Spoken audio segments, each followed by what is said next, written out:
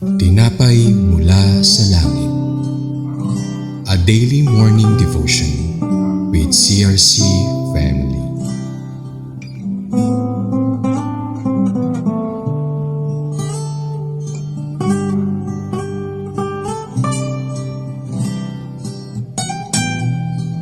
Isang mapagpalang umaga po mga kapatid. Ako si Jerlyn Villarhermosa ng CRC Chess Daughter Church. Samahan niyo po kami sa ating programa Tinapay mula sa langit, ang pang-araw-araw nating devotion sa salita ng Diyos. Ngayong umaga po ay matutunghayan natin ang Judges chapter 16 verses 21 to 22 na pinamagatang Samson's Philistine imprisonment. Ngunit bago po tayo magpatuloy, tayo po muna ay dumako sa isang maiksing panalangin. Lord, maraming salamat po sa panibagong araw at sa pagkakataong mapagninilayan po namin ang iyong salita. Inaanyayahan po namin ang iyong presensya sa aming kalagitnaan at ikaw po ang manguna sa lahat ng aming gagawin at pag-uusapan. Linisin mo po ang aming mga puso at isipan upang kami ay maging bukas sa iyong salita. Turuan mo po kaming makinig, umunawa at isabuhay ang iyong kalooban sa aming buhay. In Jesus' name we pray. Amen. Ngayon, basahin po natin ang Judges chapter 16 verses 21 to 22. Verse 21, Then the Philistines grabbed hold of him, they poked his eyes out, they took him down to Gaza, they put bronze chains around him, then they made him grind grain in the prison. Verse 22, His head had been shaved, but the hair on it began to grow again. Sa talatang ito, makikita natin ang isang mabigat na bahagi ng buhay ng aklat ng hukom kung saan si Samson ay nahuli ng mga Filisteo. Siya ay binulag, ginapos at ginawang alipin. Isang malungkot na bunga ng kanyang paulit-ulit na pagsaway sa Diyos. Dati siyang makapangyarihan, ngunit dahil sa maling pagpili at mga desisyon na wala ang kanyang lakas at kalayaan. Pero hindi roon natatapos ang kwento ni Samson. Sinasabi sa verse 22, His head had been shaved, but the hair on it began to grow again. Muling tumubo ang buhok ni Samson. Isang simpleng detalye, pero puno ng pag-asa. Ipinapakita nito na kahit bumagsak si Samson, hindi siya tuluyang iniwan ng Diyos. Sa ating buhay, may mga pagkakataon din na parang nabubulag tayo sa kasalanan, sa maling desisyon o sa paglayo sa Diyos. Minsan, nararanasan natin ang consequences nito, sakit, kahinaan o pagkatalo. Ngunit kahit anumang klaseng gulong makuha natin dahil sa ating mga kasalanan, hindi kailanman nakatali ang kamay ng Diyos. Hindi man gawing instant na mabuti ng Panginoon ang lahat ng sitwasyon,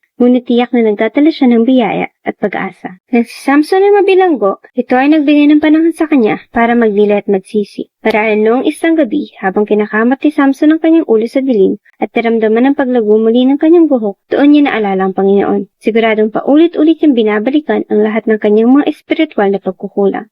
Ngunit doon sa madilim na bilangguan na yun, umapaw ang biyaya ng Diyos sa oras ng kanyang kabiguan. Ang muling pagtubo ng buhok ni Samson ay simbolo ng panunumbalik. Ibig sabihin, kahit gaano tayo kalayo o kapagsak, may pagkakataon pa rin tayong bumalik dahil hindi nasusukat ng ating nakaraan ang kayang gawin ng Diyos sa ating hinaharap. Kaya ngayon, itanong natin sa ating sarili, may bahagi ba ng buhay ko na kailangan kong ibalik sa Diyos? Yung mga desisyon ba akong dapat na itama?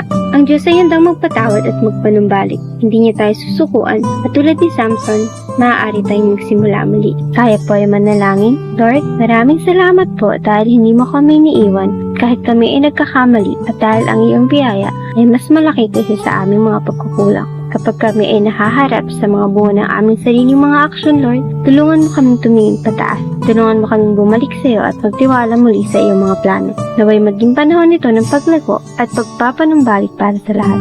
Irinyo mo po ang aming mga puso at ang aming dedikasyon sa iyo. Panumbalik mo rin po ang aming lakas at pananampalataya. Gabayan mo po kami sa tamang landas araw-araw at patawarin mo kami sa aming mga kasalanan. Pinagdarasal ko rin po ang aming bansa. Bigyan niyo po ang aming bansa ng kapayapaan, kasaganahan at proteksyon.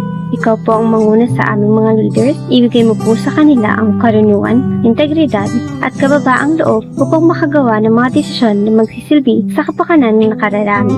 Nagpaprotekta sa mga mahihina at nagtatuguyod ng katarungan. Kalibutan mo sila ng mga tagapayo ng katotohanan at hayaan mo ang iyong mga prinsipyo ng katuwiran ang maging pundasyon ng bawat namumuno sa aming bansa. In Jesus' name we pray. Amen. Maraming salamat po sa inyong pakikibahagi sa ating programa. Lagi po natin pagnilayan ang salita ng Diyos mula sa ating puso dahil lubos ang magiging kaunawaan natin dito. Muli po ninyo kami samahan bukas sa pagninilay ng kanyang mga salita dito sa programang Tinapay mula sa langit. Malaya po ninyong i-share ang video na ito upang kayo rin ay maging pagpapala sa iba. Pagpalain po tayong lahat ng ating Panginoon. Muli po, magandang umaga.